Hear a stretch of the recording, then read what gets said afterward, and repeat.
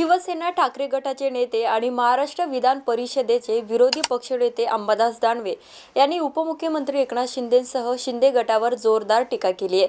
नगर परिषद आणि नगर पंचायतच्या निवडणुकीच्या प्रचारासाठी सगळीकडेच बॅनरबाजी केली जाते। अशातच सोशल मीडियावर एक बॅनर झळकत आहे। त्यामध्ये सोनिया गांधी, राहुल गांधी आणि एकनाथ शिंदे या तिघांचा एकत्र फोटो बघायला मिळाला आहे। हे बॅनर अंबादास दानवे यांनी पोस्ट करत एकनाथ शिंदेंवर जोरदार टीका केली आहे।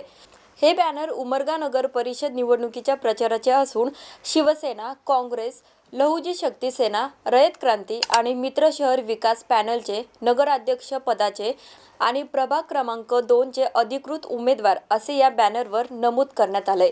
काँग्रेस नको म्हणून छाती बडवत सुरत, गुवाहाटी, गोवा असा पळपुटा प्रवास केलात आणि नाकाने कांदे सोलले। आता घ्या गट प्रमुख एकनाथ शिंदे, सोनिया गांधी आणि राहुल गांधी एकाच बॅनरवर, तेही धनुष्यबाणांसह।